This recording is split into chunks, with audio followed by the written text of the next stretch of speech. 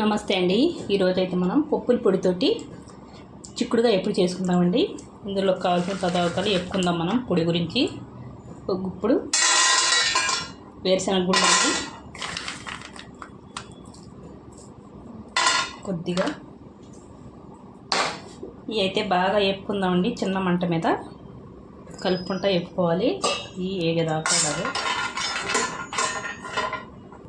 చూడండి పల్లీలు అయితే ఎగిపోయాయి కదా. ఇందులో మనం కొద్దిగా పొట్టు మినపప్పు తీసుకుందామండి. ఈ మినపప్పు తీసుకుంటే కమ్మగా ఉంటాయండి. ఎప్పుడైతే కమ్మగా ఉంటుంది. ఇవి కూడా బాగా వేసుకుందాం.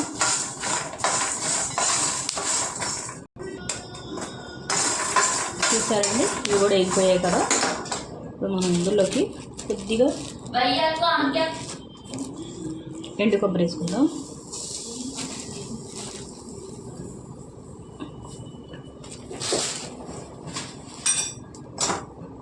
ఈ వేడికే మనకి ఏగిపోద్దండి. స్టవ్ అయితే కట్టేసుకుందాం మాడిపోకుండా.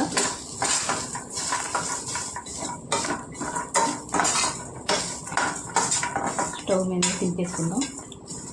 చల్లారి పెట్టుకుందాం. చూడండి చల్లారిపోయినాయి కదా.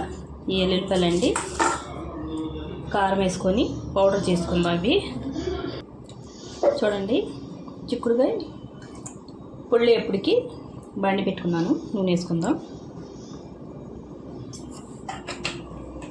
నూనె అయితే కొద్దిగా వేడెక్కాలండి.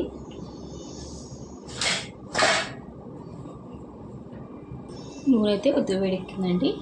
ఆవాలు, జీలకర్ర అండి, కరివేపాకు.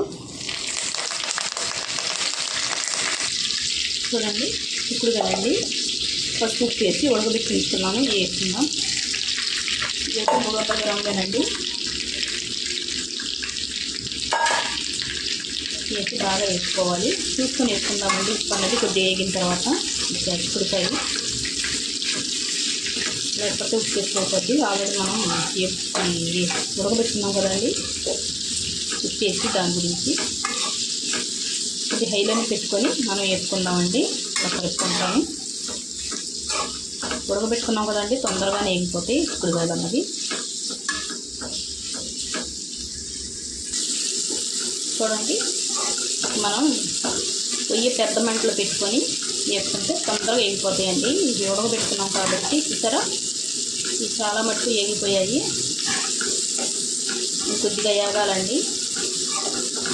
చాలా టేస్టీగా ఉంటుందండి ఇలా వేసుకుంటే. ఇలా పప్పుల పొడి వేసుకుంటే మనకి టేస్ట్ చాలా బాగుంటుంది. అలా కలుపుకొని అయినా తినేయచ్చండి. ఎప్పుడు లేకపోతే ఎందులోకైనా నంచుకోవచ్చు. పప్పుల్లోకి, చారులో, కట్టుల్లోకి.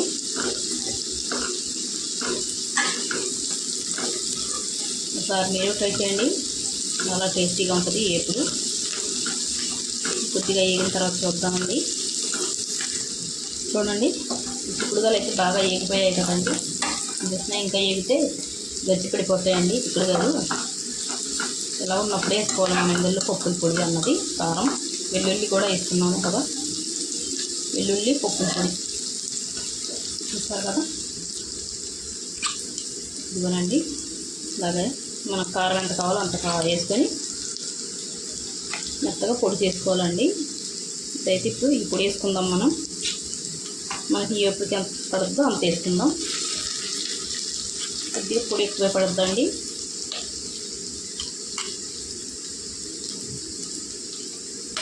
కలిపి చూసుకొని వేసుకుందాం.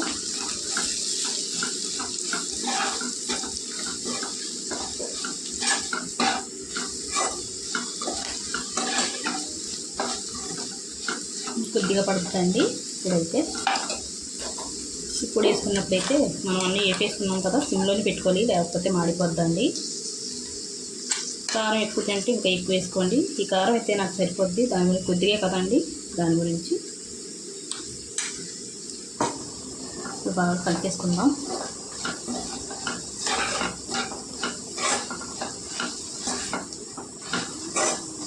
వేసుకుంటే సరిపోద్దండి. చూసారా ఇలాగుండా వేసుకుంటే పప్పుల పొడి ఈ టైప్లో మీకు కనిపిస్తుందో లేదో. కొద్దిగా అలాగా కలుపుకుంటే సరిపోద్దండి. వేగిపోద్ది. ఇప్పుడైతే మనం స్టవ్ కట్టేసుకుందాం. అయిపోయిందండి. చాలా సింపుల్గా అయిపోద్దండి పప్పుల పొడి. ఇంతేనండి. వీడియో నచ్చితే లైక్, షేర్, సబ్స్క్రైబ్ చేసుకోండి.